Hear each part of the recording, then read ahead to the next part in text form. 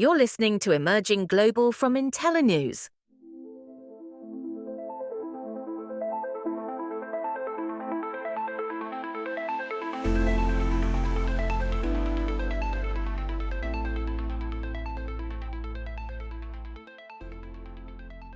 Hello and welcome to the Emerging Global podcast by BNE IntelliNews.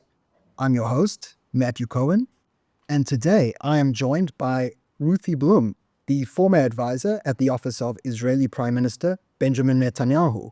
Currently, Ruthie is the senior contributing editor at the JNS, as well as the co-host of JNS TV podcast, Israel Undiplomatic, alongside Mark Regev. She's also the author of the book To Hell in a Handbasket and a former editor of the Jerusalem Post. Ruthie, thanks very much for joining me today. Thank you for having me. Perfect. So I'd like to start off by speaking a little bit about your personal journey. Originally from New York, you moved to Israel in 1977. Is that correct? That's correct. Okay, so I'd like to start off by understanding a little bit about your educational background, your early professional background, and what sort of led you to taking that fateful flight to Israel. Well, I was in my late teens, so I hadn't really had a professional background. I had been at the University of Chicago for 2 years and decided to come to Israel for a year on a year program at the Hebrew University. And once I got towards the end of that year, I decided I wanted to stay and finish my degree at the Hebrew University, which required getting accepted to the formal university. I had been in a one-year program for overseas students, but now I wanted to finish my degree in Israel, so I did. And then again, didn't know if I was going to stay. But after a couple of years later, I got married, and that determined it. I married an Israeli, and then I had 4 children, and I was a housewife for many years. And then, and I lived in Jerusalem for most of those years, for about 35 years. Now I live in Tel Aviv. I've been living in Tel Aviv for more than a decade, and my children are all grown. And but my journey it wasn't an accident. I wanted to come to Israel, but my decision to actually stay in Israel did have to do with my marriage. I can't say whether if I hadn't gotten married, I would have stayed. I mean, I know that I have to be here. I've been here now 47 years. Right. At this point in my life, it's not. Right, of course. So, basically, you really made that decision once you'd already arrived in Israel, right? So, your professional life was pretty much entirely in Israel. Totally. Yeah, I had no professional life in America. Yeah. Okay. That's right. On that note, I've got to ask, it's not every single day that you get to speak to a former advisor of the Prime Minister's office. I got to know, how did you actually end up finding that job? Well, I've been a writer for many years. I write columns. I've been a columnist. I know, and doing that, I interviewed also many people. I used to have major interviews with politicians and other figures, and I got to know many people who turned out to be in this government and things like that. And I was actually hired, the title was advisor, but basically what I did was writing, speech writing, op-ed writing. So it all had to do with my profession. And that's how I ended up doing that. It was because when this government 2 years ago was formed, he said, wow, that would be really cool to be part of it in some fashion. And so I asked somebody I know. I can't tell you exactly because I can't reveal how exactly it happened. But it was, it was almost, again, by accident, like everything in my life. It was sort of like, oh, maybe I'll do that. So fate intervened, and the speech writing that you did, was that primarily in English? Oh, yes, only in English. Yeah, no, I don't write in Hebrew. Anything that's of mine that's been published in Hebrew was translated, not by me. And Yeah, so you really brought your native English skills to really, even though I'm how you fluent in say, have Hebrew, that sort but of your art to the international market. Would that be correct to say?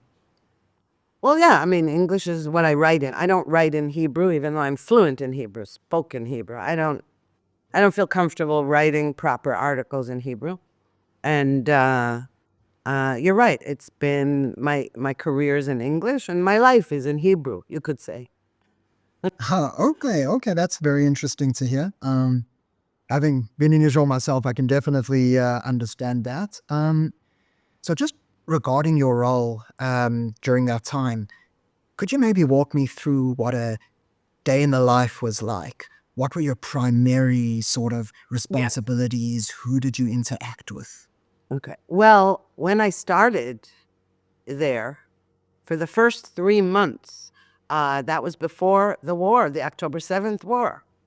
So I was there and I was just getting my bearings. I was writing things, talking points for the prime minister, and mainly through his foreign policy advisor. Okay. And then October 7th happened. Right. And suddenly, everything changed. Everybody was up in arms. You know, we had to, the prime minister said very quickly, set up a communications war room in Tel Aviv. I mean, I had been traveling to Jerusalem every day to work at the prime minister's office in Jerusalem. When the war broke out, all operations, not all, but most, moved to Tel Aviv, to the Kiryat, which is where the defense establishment has offices. And because of the war, you know, everything moved there. The let's say the focus moved to where the defense establishment was. And so I would, and they set up a war room. I mean, it's just called a war room, but what it was for communications. Quickly got in Mark Regev, who is now my co-host on my podcast, at JNS, but he had been a long time spokesman for the prime minister and had a diplomat in the foreign service. He had been an ambassador to London. He was called in to do kind of reserves duty, to be a spokesman again. And other people he set up, he got other spokespeople, and we set up a kind of studio there. And during that time, I was assisting him. I would tell him, okay, listen, this is what happened. This is what's in the news. When CNN or the BBC or Sky or anybody, there were interviews all day long saying, asking questions. The friendly outlets would say, tell us what's going on. And the unfriendly outlets would say, how many Palestinians did you slaughter today? And that kind of thing. And Sure. Mark and other spokespeople, yeah, so the other spokespeople would be on camera. I was behind the camera. I would help a little bit with briefings. There was a daily briefing to the press in English from that studio every day on Zoom, so journalists could log on and hear a briefing. And is that we the were official prime minister's press briefing? Yeah, it was actually the talking points, yes, were approved by the prime minister's office. But it was really a lot of people don't understand what the word hasbara means, but it's really public diplomacy, which means, explaining Israel's case. And so this was the public diplomacy directorate of the prime minister's office. And so I was kind of relegated to that, even though I had been hired as more like a speechwriter and things like that. But the war changed everything, you see, changed everybody's everything, and focus had to be redirected. So, and the reason I left after several months was because the one thing I could not do in that position was express an opinion or be on camera, because I had been known to have very strong opinions, and it was a conflict in a way. And so I had to really decide, is that what I want to be, behind the scenes, not being able to say anything, not be able to say what I think about things, And so I decided to return to the Jewish News Syndicate, where I had also worked before. I had worked at the Jerusalem Post. I worked many news outlets and media outlets. And so I decided that I could better help the government from outside, because inside I had no voice. And and then as soon as I left, I'm still in very good terms with everybody, and Netanyahu's foreign policy advisor. And the point was that I started immediately writing columns defending the government, defending Israel. Not the point is not so much defending the government. I think a lot of people make that mistake. Oh, it's Netanyahu. I do defend Netanyahu, but really that is not what's at stake here. It's the state of Israel that's under assault, both literally, physically, from missiles, rockets, drones, abductions, rapes, and on 7 fronts.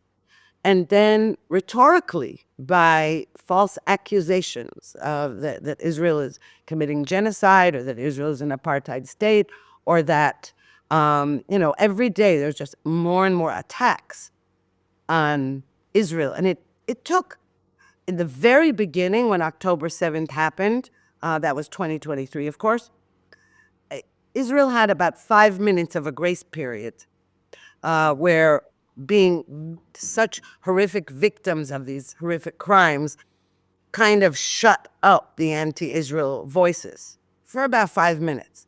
And then after that, it all resumed. And actually, the explosion of anti-Semitism around the world, included in places that were very surprising, like the United States, like Australia, places that traditionally had not had a problem with anti-Semitism. Sure. decades. Also, like the Maccabi Tel Aviv fans who were attacked in Amsterdam. Exactly. Well, that's very recent. Yes, exactly. Right. So actually, October 7th, surprisingly, ironically, or maybe not, unleashed a kind of Jew hatred and hatred of Israel that had been, if it had existed in that form, it had been more under wraps. It had been more understated. Not at the UN, of course, and places like that, but I mean, by polite society, you could say, by the chattering classes. It was not proper to go full-blown anti-Semite. There were other ways of doing it. But it got to the point where, as I said, other ways of doing it, by saying things like, the biggest problem is Islamophobia in the world or in America. But it was more subtle than it became so blatant that you have respectable people, academics and politicians and everything, saying, Jews control the banks and the media and the old anti-Semitic tropes that are not unmistakable. Right. So would you say that your role in the JNS, not only as editor and a writer, but also as a podcast co-host, what would you say the goal of that is? Because now we've discussed, of course, the ongoing war, the physical war, but we've also discussed the anti-Semitism issue globally. Could you explain sort of what your goal is, especially when it comes to your hasbara, which for our listeners is that Israeli diplomacy? Well, I'll tell you, when Mark Regev and I were spending every day at the office together in the public diplomacy directorate, and I hadn't known him in person prior to that. We knew of one another because he also had a column in the Jerusalem Post for a while, but also I knew of him because he had been Israel's ambassador to London. And so I knew of him and he knew of me, but we hadn't met formally. And so we got to know one another. And one of the interesting things that would happen is, because I was not on camera and he was, and we were following talking points that came out of the Prime Minister's directorate, I would argue with him.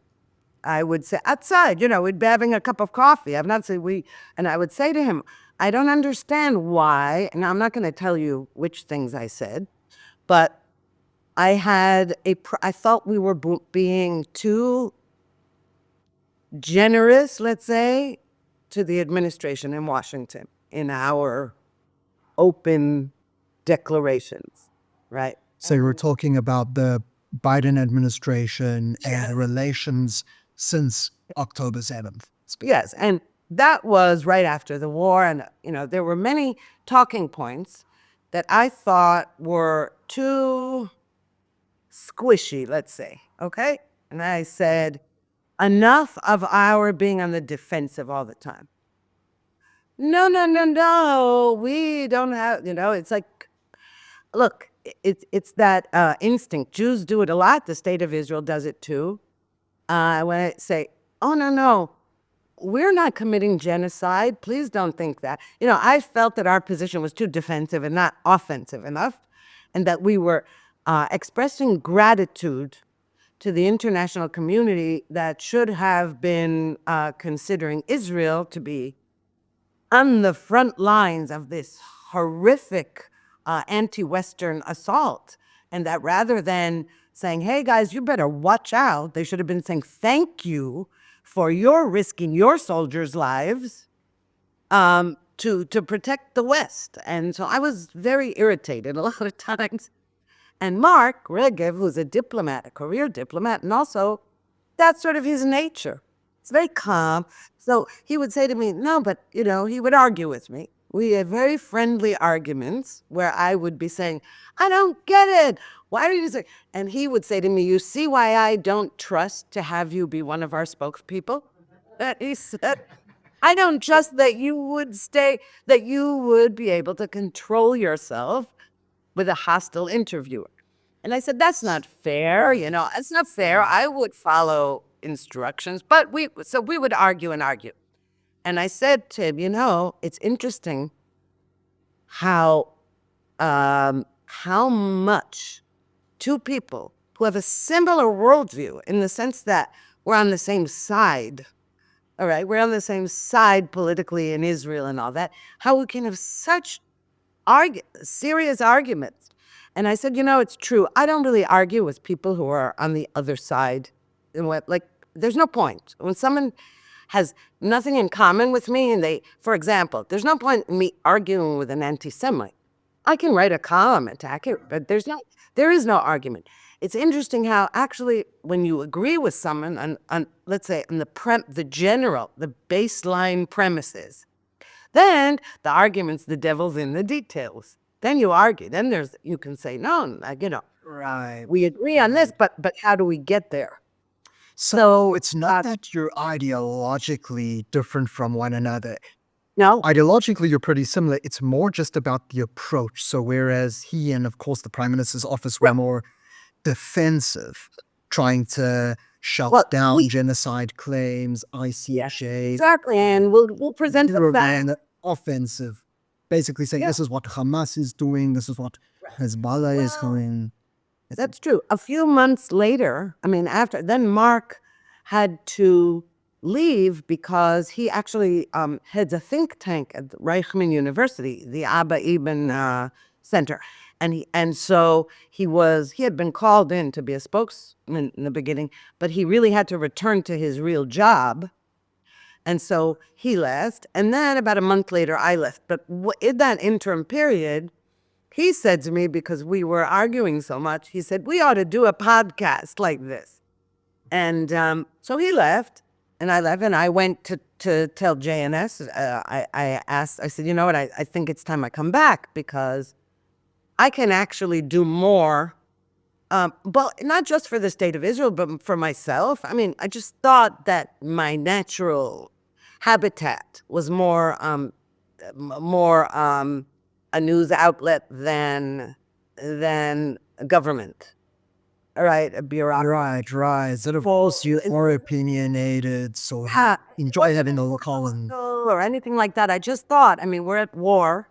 I had my son in combat and my son-in-law in combat, and my daughter gave birth in a hospital during a rocket attack. And, this was my life, okay? A rocket had hit next to my building and smashed all the windows in my stairway. And the point is we were living this. It wasn't just that we were presenting Israel's case. Right. We were living this on our physical, our families. And You were so, inside firsthand. right. So being in the government, a civil service job to do that, I thought it would be better for me and easier for me if I could vent on paper, so to speak. Right. Anyways, If you have to distance yourself from your feelings and experiences to maintain that professional outlook. right. And when I write, now I don't have to. I'm an opinion columnist. Okay. I'm not an I'm not a news reporter. Right. I'm an opinion columnist, and I now can let my opinions rip, whatever they are. And then, Sure. and in that job, I couldn't. So, when Mark left, and then I left a month later, but in the when I went back, and JNS TV had started doing amazing podcasts. Had done it for a while, and I called Mark and I said, were you joking when you said we ought to do a podcast? You know how people say, you say, we ought to do, right? So I said, we ought to joking. Yeah, serious, because before I go to pitch that you and I do this, I need to know if you really meant it. And he said, oh, no, I meant it. And so that's how it was born. And so we argue on our podcast in the way that that I told you we were doing outside outside when we were taking a coffee break from work. So we just took it to the screen. And that's how the money. Right. So as someone with pretty strong opinions, I'd love to get your opinions on a little bit of the current affairs going on. And I'd like to shift our focus momentarily to Syria.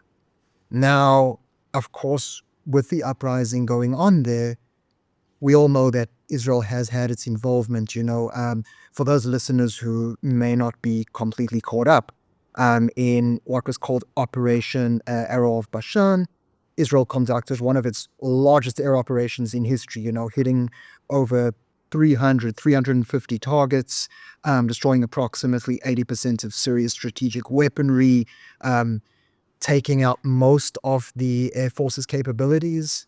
There was also a stage where Israeli tanks, according to multiple news reports, were spotted about 20 kilometers outside of Damascus. We also saw the establishment of long-term military positions within Syria. You've got Mount Hermon, which is sort of saddled between the Israeli-controlled Golan Heights and the Syrian-controlled Golan Heights. And of course, we did see Prime Minister Netanyahu explain that although it's a temporary situation, the Israeli military may need to retain those positions until such time as there is that regional stability. So I'd really like to get your opinion on what's going on, because of course there are those claims saying, look, Israel went into Lebanon, they went into Gaza, now it's Syria. Is there a land grab going on? So I'd like to understand from you, what exactly is the purpose of Israel getting involved in Syria in the first place, especially if it appears on the surface that there is no direct concern with the Israeli security situation? Okay, first of all, there definitely is a direct concern with the Israeli security situation, and I'll explain it in many ways. So first of all, yes, there is. Second of all, there is no land grab. That's a lie. And I'm not sure how many kilometers Israel is from Damascus. There were denials, there were accusations, but that's irrelevant, because what Israel is doing in Syria is taking out all of Assad's military capabilities, because otherwise they'll fall into the hands of the ISIS, Al-Qaeda, all these other Al-Nusra terrorists, who now the leader of the so-called rebels. I say so-called because the rebels are also a disparate group, ethnically and every other way, politically, ideologically. But the leader, Al-Jilani, now he's pretending, okay, if he proves himself, then we'll have another discussion next year. But I say he's pretending to suddenly have shed all his terrorist aspirations, only to have a democratic-run Syria, etc., which I don't believe at all, but leave that aside. It doesn't really matter what I believe. That behavior is what counts. But here's the problem. Syria, which was never a cohesive country, it was carved out by Britain and France in the Sykes-Picot agreement after World War I. They divvied up the Middle East. Syria was among those countries that was just drawn with a ruler on a map, not taking into account that it's a series of tribes, different religious affiliations. I mean, most are Muslims, but there are also Christian, Druze, there are Kurds. But the point about it is that these groups, many are enemies with one another. They have, tribalism is very, very strong in the Middle East. And any Middle Eastern expert will tell you that, whether he's on the left or the right, okay?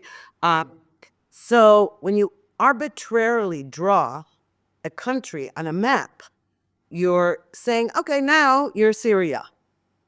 This is different from, let's say, Israel, which is, its cohesion is that it's a Jewish state. America, its cohesion is that it was created based on an idea. People who live in America share an idea. Different countries have different ways that they have some kind of you could say, national, I don't even want to say pride, but I want to say national reason for being. And Syria didn't have that. Right, a unity. And it didn't develop it either. All right, so that's one thing. So we just, to get that clear, to talk about Syria, the Syrian people deserve freedom. What Syrian people? There are people in Are you Syria. basically saying that because of the sort of fracturing, you've got ISIS influence? I think it's also important to mention the Hezbollah influence as well. You can correct me on this, that Hezbollah and Assad were aligned. Yes, with Iran. So I'm not entirely sure. Do you think that maybe that is also potentially a reason because of the overlap with what's going on in Lebanon? Well, of course. It's no accident that the rebels took the opportunity to strike, just as there was a ceasefire between Israel, I would like to say Israel and Hezbollah, but that's nonsense also. It was really the United States and Israel determining, okay, Hezbollah never really ceased fire. But never mind that for a moment, because these are very complicated issues. I'll tell you what's not complicated. Syria became first of all, Iran. Iran was really the governing force. There were competing forces in Syria. Russia, Turkey, Iran, okay? Now, Israel right now basically is in a war with Iran. The October 7th, Hamas, Hezbollah in the north, Hamas in Gaza, the Houthis in Yemen, Islamic Jihad also in the West Bank and Judea and Samaria. All these terrorist groups were Iranian proxies, are Iranian proxies.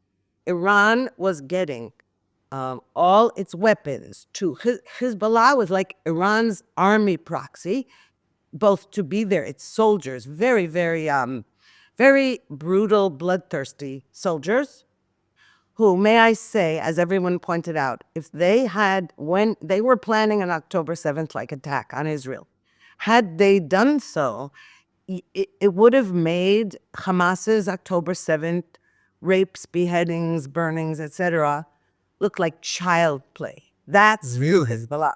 Even with all the graphic incidents that took place. Hezbollah way stronger than Hamas. Hamas was sort of like, was a proxy of Iran, but Hezbollah was like its baby, okay? Iran's. So as Israel, decimated Hamas and Hezbollah, and then the rebels in Syria said, okay, this is our chance to topple Assad once and for all. They were trying to do this since the so-called Arab Spring erupted in 2011.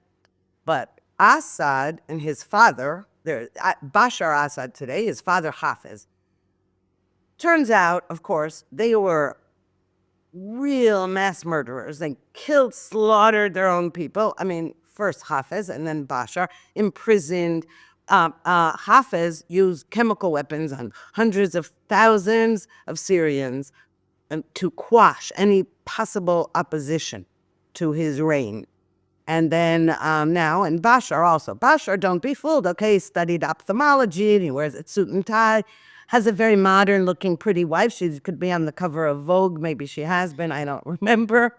Um, and he's a mass murderer, okay? And a mass imprisoner and all that. So no love lost there. As far as I'm concerned, al-Julani did the world a service. Good. Let's get rid of Assad. That's good. And Assad is now in Moscow, hiding out in Moscow. So that's good. That's a good thing that his regime was toppled. The only question is what replaces it. Now, what was happening is that Syria was the point from Iran through Syria to Lebanon to get Hezbollah, all the Iranian missiles, drones, soldiers, training, etc. Now, if you sever that connection, it's very hard it's impossible, I guess at the moment, for Iran to get that stuff transported to Lebanon, to Hezbollah, which itself now is fighting for its own survival.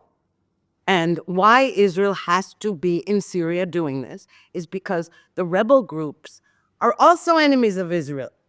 Just because we all share the enemy that is Assad, and boy, does he deserve whatever he gets. And I'm sorry he wasn't killed, okay, the way the Hamas leaders were and Hezbollah leaders, almost all of them, in one fell swoop. I mean, gradually, but some of them in one fell swoop. I mean, he does not deserve to live. He was a brutal dictator and a mass murderer. However, as I said, the rebel groups are that. Not everybody in Syria is like that. There are more benign forces. Still, what Israel needs to do is make sure that not a single weapon in Syria, and certainly not chemical weapon, falls into anybody's hand that could. Now, because don't forget, we share a border with Syria. Right. And so now, to say that it's a land grab, now, I'll tell you what a lot of, of course, anti-Israel people are saying is that Israel is now violating the 1974 separation of powers agreement between Syria and Israel. That was after the Yom Kippur War, a year after the Yom Kippur War. Well, that's nonsense. We're not violating it. It doesn't exist anymore. That agreement was with the Assad regime, the previous Assad regime, but it's the same. Okay, the Assad dynasty, the Assad regime. There is no Syria right now. There is no agreement. And what's more, again, after October 7th, there's no more nice guy. Okay, all of these fantasies. Okay, we love to say there was quiet. Okay, there was quiet along Israel's border with Gaza. Well, no, there wasn't. Okay. This idea that somehow at this moment you're not having a missile fall on your child's crib, that there's quiet. There wasn't quiet. They were planning the October 7th attack. Every week it was like the frog in the pot that you boil slowly. They were rioting on the border. They were training along the border, Hamas, I mean, in Gaza. And then it turns out, and they were building more and more tunnels. By the way, thanks to Egypt having its other border with Gaza, thanks to Egypt allowing all these years materials and weapons to flow into Gaza. Right. That's it. So. Right. So, for the interest of time, I just want to make sure that we stay on Syria. Something Okay. we've Assad's relevant. discussed. Sure. Of course.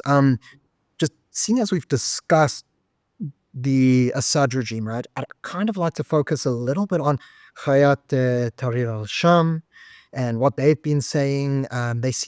It's been a very interesting outlook because they seem to have a bit of a shifting attitude towards Israel. Of course, words and actions are two different things, but they have sort of indicated that they wouldn't be looking for open warfare with Israel. And then we saw, Ahmed al-Shara say that he personally would not be looking to use the weapons at his disposal to attack Israeli territory.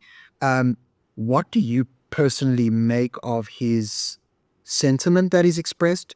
Do you think that attitudes truly have changed? And where do you actually see these sorts of relations going if Al-Shara and HTS actually do stabilize their leadership in Syria? Well, I don't believe a word of it for a few reasons, but one of them is that he wants to be removed from the United States terrorism list. Okay. Okay.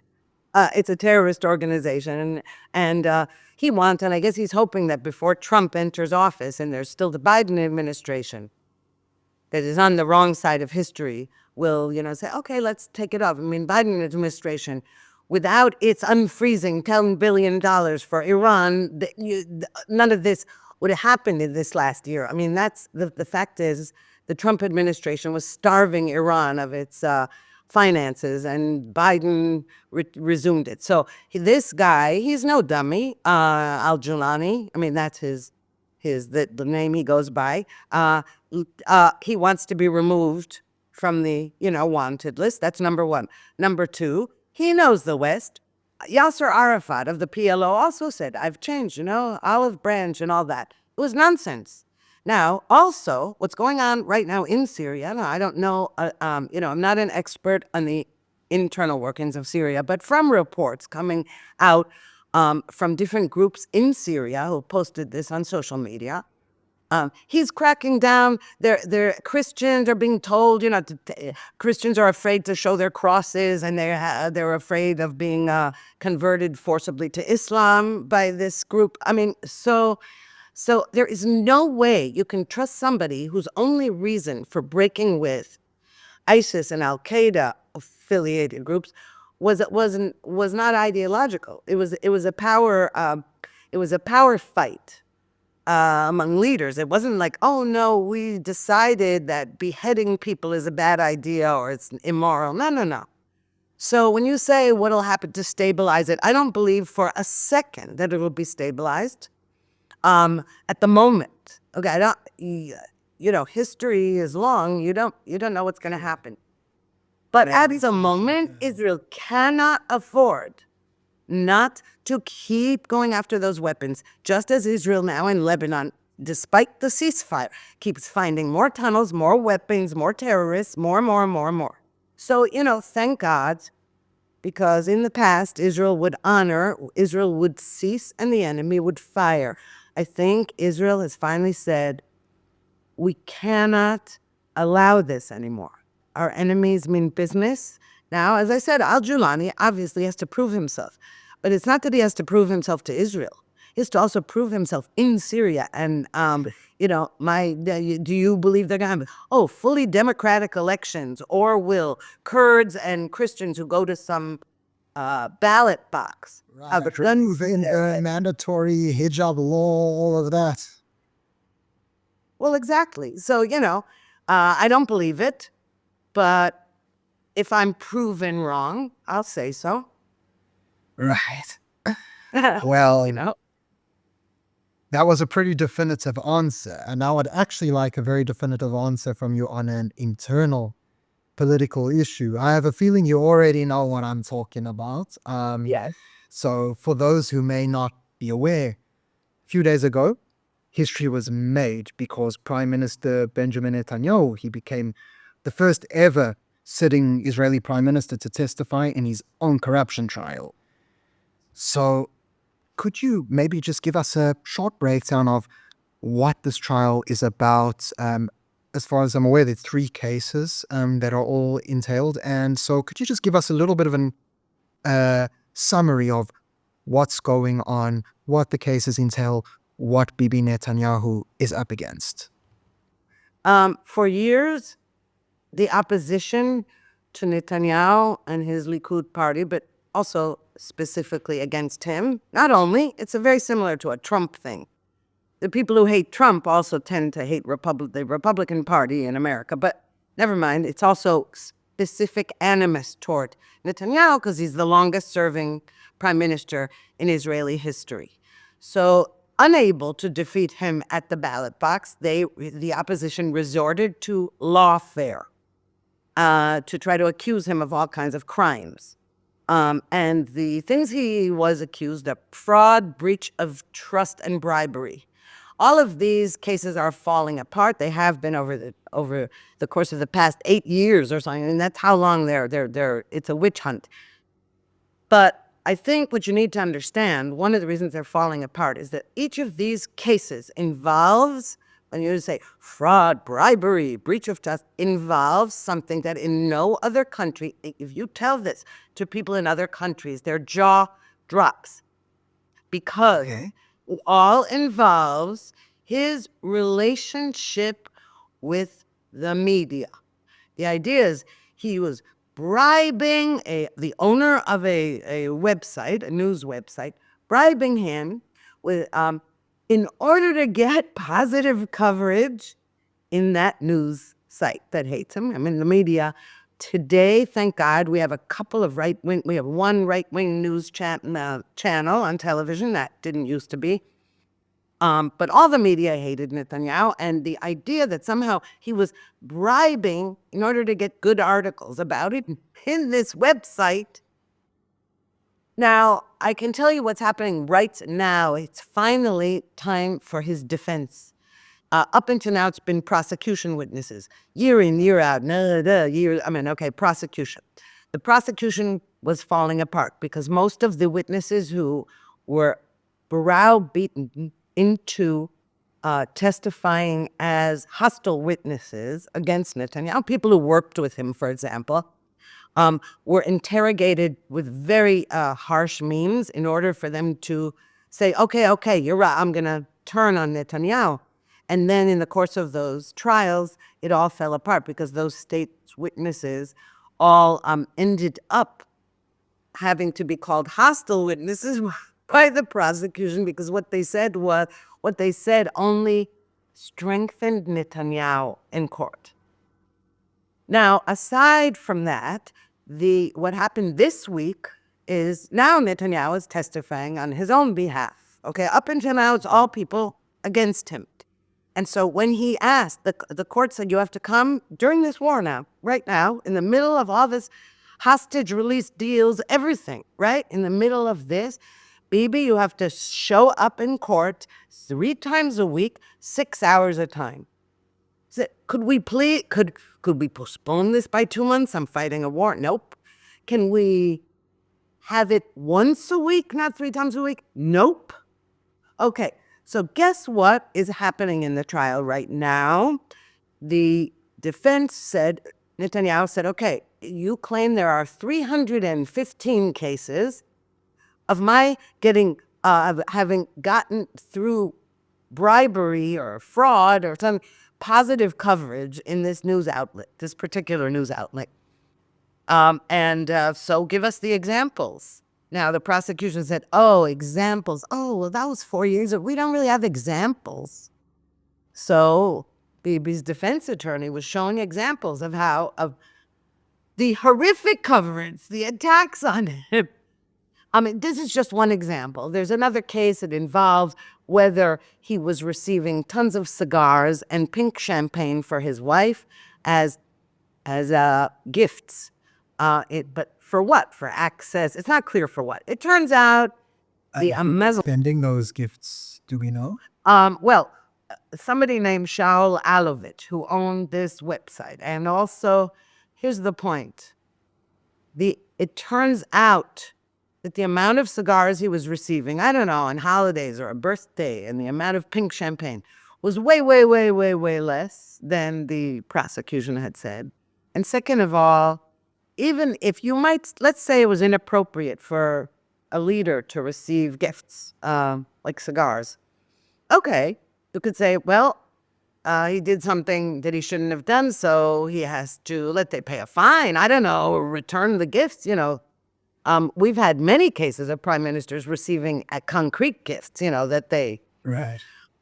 But to because of this, to force 5 election rounds on this country, and an October 7th war, a massacre, and wars on 7 fronts over that, and as I said, media, the idea that somehow you could say that bribery involves a politician asking an editor of a newspaper to please stop attacking him in the.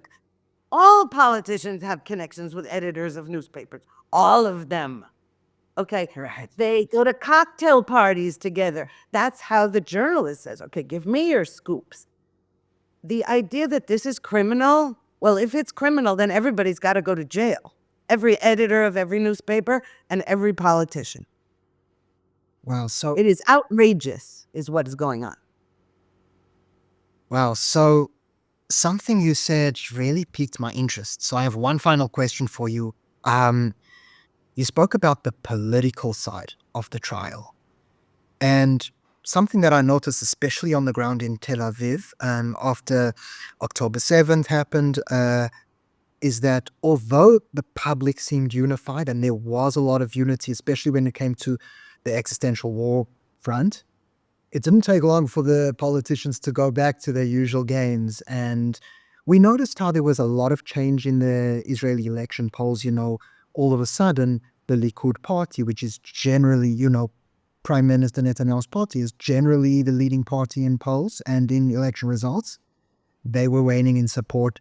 Benny Gantz, who we could say is pretty much his main opposition, was surging in support. There was even a point where the polls were showing that he would be more than double the size of Likud in support.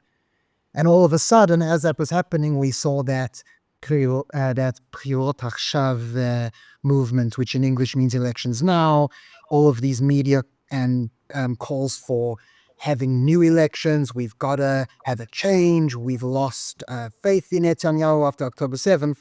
But then all of a sudden, as Likud sort of rebuilt their support and overtook Benny Gantz once again, those sort of calls all of a sudden kind of quietened down. We didn't hear so much Bechirot Achshav and all of that as much as we did before, right? And so what I'd like to ask you is, do you believe that the timing of this trial, especially his testimony, is politically motivated? Well, of course, but the timing, it's been going on for years. All he asked for, what we could have had right now is a postponement, okay? Okay. But no. It's not that this is happening now. What's happening now is he's finally getting a chance to defend himself against the bogus charges. But no, this has been going on for years now. But of course it's a political trial. It's a witch hunt. But I'll tell you something what's inaccurate about what you said. There are two things. One is the pollster who has been most accurate in predicting things never had Benny Gantz soaring above Netanyahu. Number two, Benny Gantz is not the leader of the opposition. Yair Lapid is. Everyone talks about Benny Gantz. Why? Because Yair Lapid's popularity has gone way down. So people talk about Benny Gantz as though he's the next leader. Number two, even in the polls that were originally least friendly to Netanyahu, even in those polls on the left-wing TV channels and the left-wing pollsters, Benny Gantz never took over Netanyahu in who is better suited to be prime minister. Never. And never in those polls, even in the left-wing polls, was the opposition if an election had been held, would the opposition have been able to form a coalition? And so we would have had another round, then another round. But of course, those are two different questions. Who is No, they're just different questions. But the idea that somehow he was a vote for. Right. So, of course, Netanyahu's popularity went down right after October 7th because he was prime minister when this atrocity happened. Okay, whoever would have been prime minister, it's not the government, sitting government, this happens, of course, people. But what resumed was the idea that the protesters who were against judicial reform came out again. But I'll tell you what has happened. As we began to win this war, as Netanyahu began to stand up to President Biden and say, if you withhold weapons, we'll fight with our fingernails or whatever. As he began to defeat Hamas and defeat Hezbollah and say no more, and the Houthis and everything, his popularity soared. And the protesters in the streets there are very loud, but they're fewer in number than they were last year and the year Right. before. There are only a few tens of thousands out of a Right. population of near 10 million.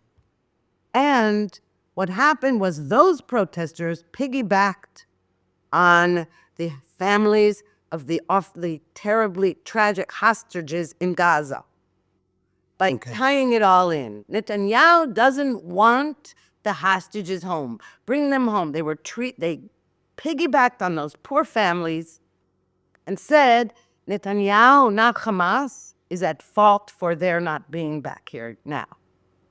He's at fault for every death of every hostage. It's not Hamas. Hamas was willing to make a deal to return all the hostages if we would just stop the war. That's nonsense. It was never true. It's not true. But that became the theme of the protests, and it's not the fault of the families of the hostages who are so devastated. We can't possibly imagine how they're feeling.